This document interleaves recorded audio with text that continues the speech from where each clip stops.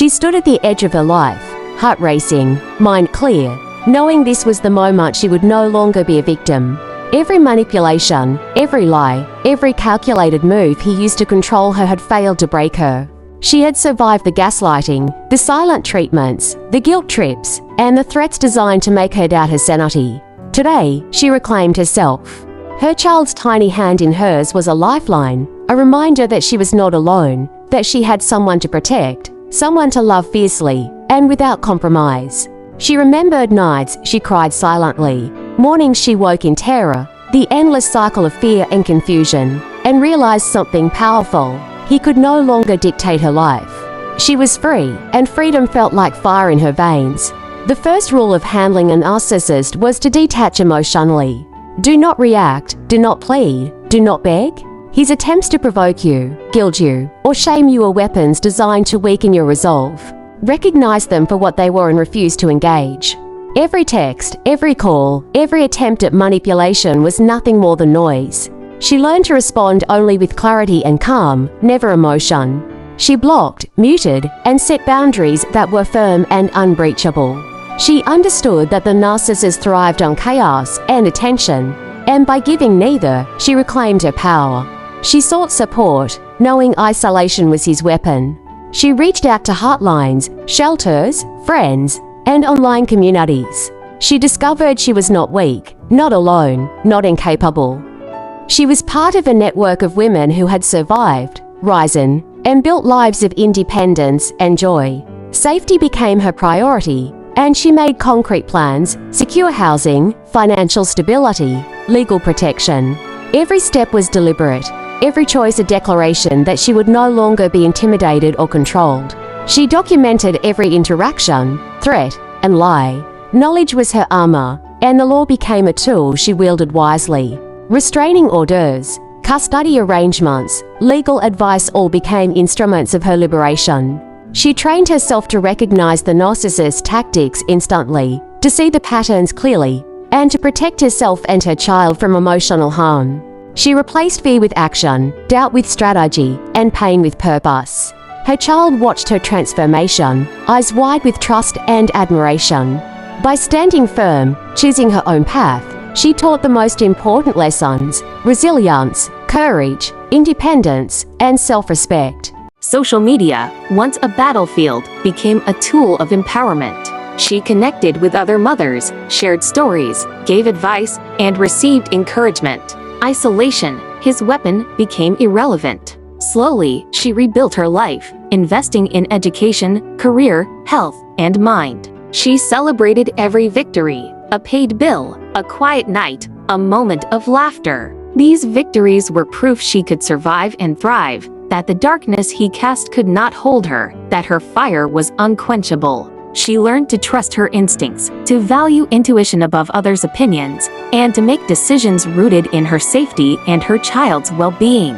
She stopped apologizing for existing, protecting herself, and demanding respect. She embraced self-care, therapy, meditation, and community support. She learned strength was not just in endurance, but in choosing herself daily. When he tried to manipulate, she responded with silence, boundaries, and proof of independence. With every encounter, confidence grew, courage strengthened, and love for herself and her child deepened. She realized the narcissist's power was only as real as the attention she gave it. By withdrawing energy, she reclaimed her world. She became the architect of her destiny, protector of her child, and author of a story defined not by fear, but by strength, clarity, and purpose. Nights of fear became nights of planning, strategizing, and dreaming.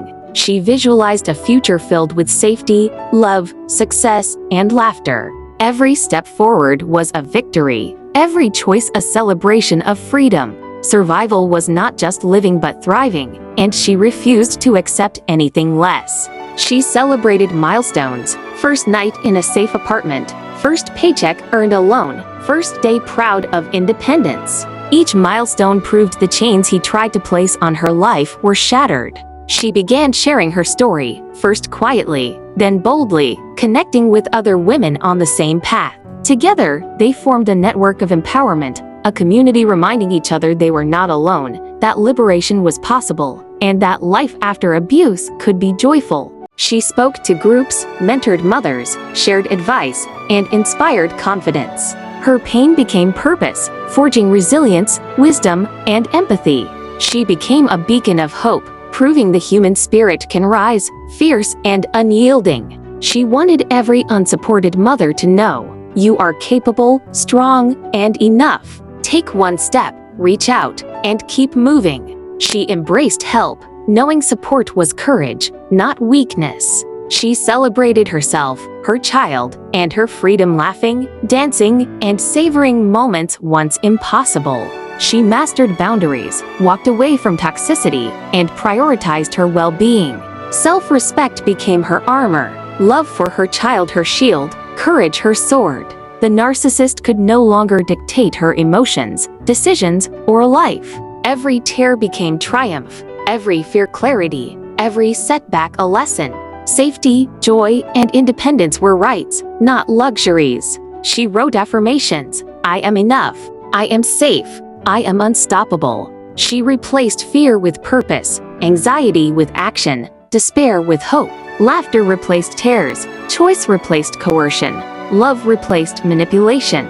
Nights once filled with terror became planning, growth, and dreams. She invested in herself, education, skills, health, and mental clarity. Each effort proved independence, each success declared freedom. She celebrated achievements without apology and found community among women who had survived, thrived, and refused to be broken. Together, they shared strength, guidance, and hope. Social media became a platform for encouragement and solidarity. She learned to recognize warning signs, protect her child, and respond with calm, clarity, and confidence. Every act of self-care, boundary, and decision reinforced her power. Joy was her responsibility, her child's future her mission, independence her victory. She smiled, knowing that while he tried to break her, he had forged a warrior, a mother who could survive storms, protect her child, and thrive. She became a model of courage, showing trauma can transform into strength, manipulation into clarity, fear into freedom. She stood tall, head high, heart open, eyes shining. The darkest chapters became lessons of resilience and empowerment. She laughed, played, and cherished independence.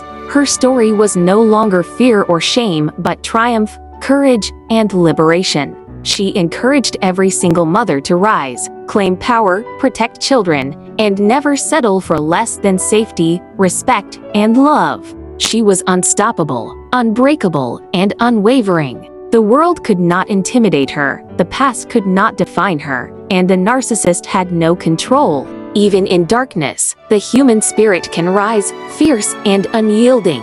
Survival was not enough. Liberation, joy, and thriving were possible. Every mother could rewrite her story, reclaim life, and raise children with strength, wisdom, and love.